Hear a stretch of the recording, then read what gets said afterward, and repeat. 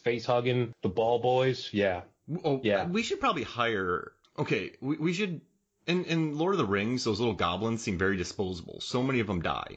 So they should be the ones wiping off the thing. Or zombies, maybe. Smart zombies. Well, we got to be careful with zombies because, the infection. What if we put something around their heads? Okay, that'd be good. Right? Put a bit in their mouth. Yeah. And then gloves on so they can't scratch you. Yeah. Yeah, zombies are highly infectious. That's the thing. So now you got 19,000 zombies. They're not even watching the game. Yeah. I mean, let's say the Queen Alien eviscerates one of them and blood just flies all over the crowd. You have 20 new zombies. You see what I mean? And now, because we're in the 21st century, the zombies are not taking 3 days like a Romero slow burn. They're popping up in like 15, 20 seconds. 28 days later, the Rage, well, they weren't zombies, but they turned in like 20 seconds. Dude, I thought about making a 28 days later Rage Zombie my point guard. Me too. But then I was like, you know what? They would just murder everyone. You need intelligence on your basketball team. And these things are just berserk, for lack of a better word. As soon as you took it off its chains, it would just run and kill them.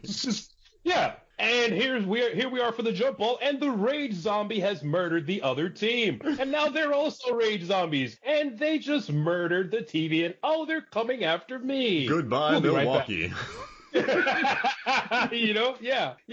You see, the important thing with all of my team members is that there is some kind of intelligence there, so they know better, because their number one goal is to win the game and then advance their evil plan. Oh, I love it. All right, so you want to know my power forward? What is your power forward? All right, so number 92, standing at 6'5", covered in bees, it's Candyman. Now, you can't dribble basketball with that hook, brother. He has a great hook shot. Rim shot. That's partly why I picked it, Norbert, so I could say it. But then Megan asked me, like, what's it going to do with the hook? It'll deflate the ball. And they just put a little rubber cork on it with a scoop, like a high-lie thing. So instead of a hook, he has a high-lie, so he can throw the basketball from far distances. Okay, so now you've turned him into Swiss Army hands, man. Yes. Buster from Arrested Development. Okay. Lucille. So he has a high-lie arm, 6'5". I mean, he has bees coming out of him. So I mean, even like, so these werewolves post, like, so they're let's say, well, since they're power forwards, they'll meet maybe sometimes at the opposite end of the floor. Yeah. But imagine posting up on them and just bees stinging you. So the werewolves would feel that. They would hate it. It would regenerate, but they'd be like, ooh.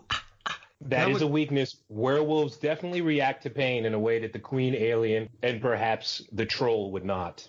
So you just have bees flying all over the court, stinging opposing players. You have Tony Todd is 6'5", which means he is short for a forward. But I just think between the high-lie hand and the bees that he would be an exceptional person to have on my team. I mean, he can float here and around. He can bust through windows. You see how he can jump. He just has a magnetic presence. And I think his press conferences would be really interesting as well. You will be mine. You will take me. I don't know. I just love to see him in a press conference with a Gatorade bottle in front of him. But yeah, so that's my forward. So how about this, Norbert? Let's take a quick break, and then when we come back, we will talk more horror basketball. We'll be right back. Welcome back to movies, films, and flicks. And we're working dark here, Norbert, but I love it. I mean, we have destroyed about 18 cities so far. That's right, man. This is the place where nightmares dwell. In our scenario, people keep going to these games. Mm-hmm. I'll tell you why. Many years ago on the Sega Genesis, there was a series of games called Mutant League. Yes. Made by Electronic Arts, and they made a cartoon of it, that there was a terrible industrial accident and people who were turned into mutants. And what happened was they decided, okay, let's do capitalism here and make a sports league. So they had Mutant League Hockey, Mutant League Football, basketball, and baseball. And so players would become mutilated during the game, and the fans would love it. And the number one star was Bones Jackson. Like Bo Jackson, but Bones Jackson? Exactly. Do you think in this... Oh, wow. Oh, sorry. No, I was just going to say, man, let me tell you, if you get a chance to find these games anywhere, Mutant League Football is amazing. It's built off the Sega Genesis Madden engine and is so much fun. Do you remember the game with the cavemen or the Vikings and they played football and you could fall into pits? Jerry Glanville, pigskin football. Yes. Let's kick some butt. That game's amazing. Troll. I love that game. I used to play that all the time. Game is awesome. Do you think people pay for seats with personal security? Do you think the box seats have security and cages that kind of keep you safe? Well, what happened is, ironically, the way that I was watching baseball today, you put me onto the Devil Rays. Thank you. Great team. I was watching baseball today, and this is how the Mutant League is set up. There are no fans in the stadium. There's just hundreds of cameras everywhere, and they watch the games go down because it's literally too violent to have people there. The people might get killed by limbs or the ball flying into and through their face. Oh, I like the idea of packed places, though, right? No, it's always more fun being there. Just really afraid people being forced to go to these games. Yeah.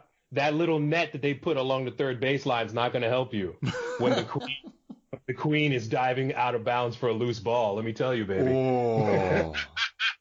She does that. Oh, my God. Jack Nicholson was smushed last night at a Lakers game. All of them. Mm-hmm. All right, so our last forward here. Who's your second forward? So you picked the power forward. Who's your small forward? Okay, my small forward, remember, the small forward needs to be able to shoot like a guard, move like a guard, but also have a little bit of bulk and power like a power forward. It needs to be somewhere in the middle. So, number 13, Brightburn. He's going to murder people. That's right. In the name of his home planet. Eviscerate people. Yeah. Because he killed that lady in the diner for no real reason. Oh, gosh. Pretty sure he murdered his mother. Not a good human being, but great athleticism. I mean, zipping all over the place. Yeah.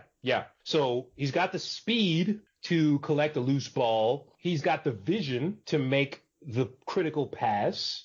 Mm-hmm. And he's got the hops because he can fly. Wow. So put back, no problem for Brightburn. And also, again, complete sociopath. So all he wants to do is win and then conquer the human race. Some of the murders in that movie are so violent. Brutal. I'm happy I picked this troll now because their skin seems very tough. They have very thick skin. So Brightburn could womp on this troll, but it's ancient and has impervious skin.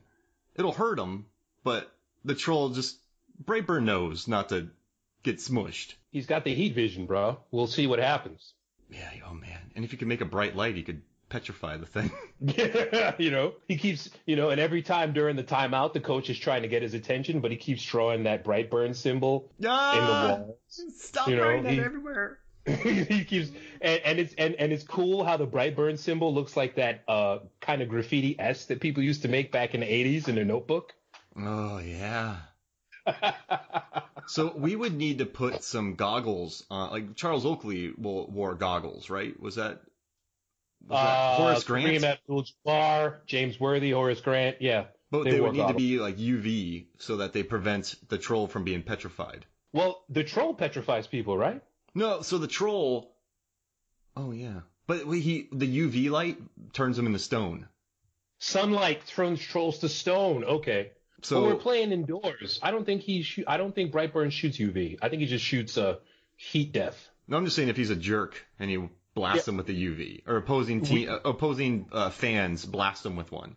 I think he tore his father or uncle's jaw off, so I think he's a jerk, yeah. Oh, man. He'd be fast. I mean, quite frankly, my team is far more violent than yours, but focused. Man, you got So it's not looking good for you. Candyman's he's a murderer, but he's also a romantic. There's a strong argument to be made that Candyman's not actually a bad guy, just a good guy turned bad. Mm-hmm.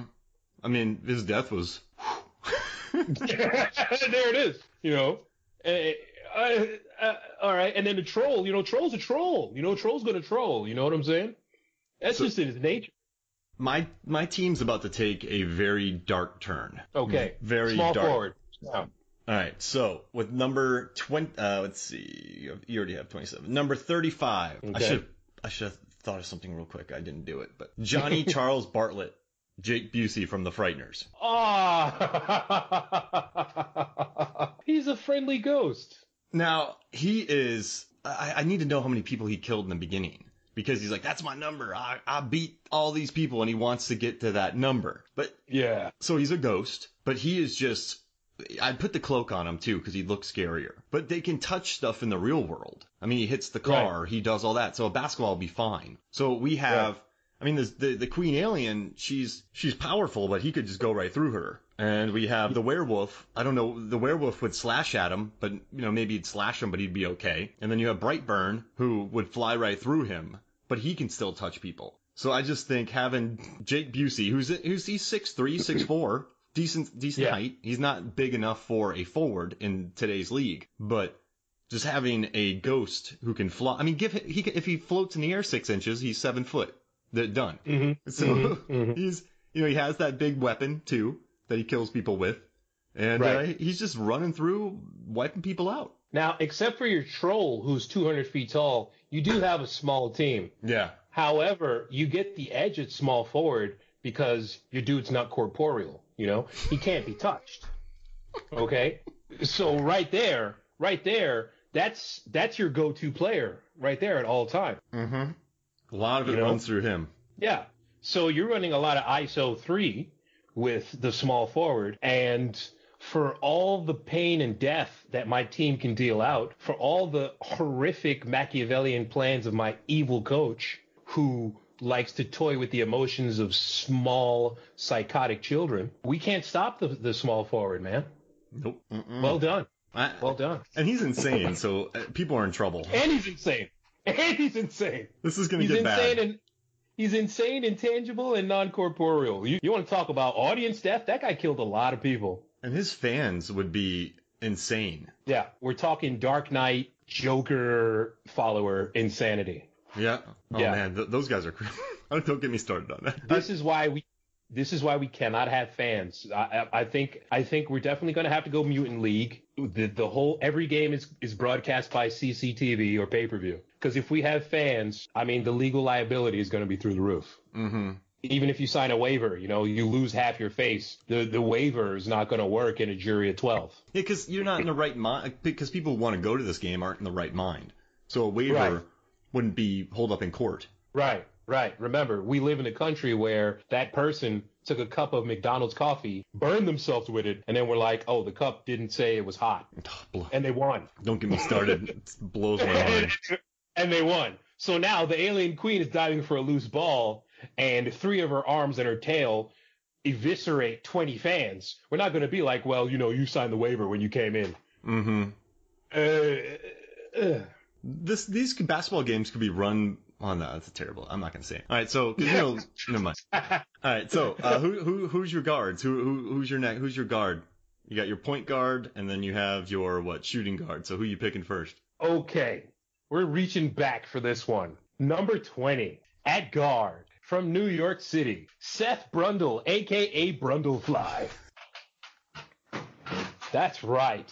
Your shooting guard needs to be nimble, needs to be fast, and needs to be brilliant in order to assess whether to pass, score, or option 3, whatever that might be at the time. Couple that with the fact that Brundlefly has the incredible defensive move of vomit drop. Yeah. We now need more people to mop the floors.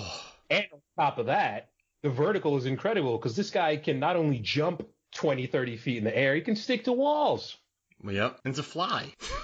Brundlefly. Oh, it's just, gosh. Yeah, you're not getting that thing off your back, too. Like, let's say on defense, it's going to stick to you. No way. You want to talk about the glove, Gary Payton? Try to get past Brundlefly. It's going to make that noise and just head towards. Oh, Brundlefly with the steal, and he took his arm with him. Incredible.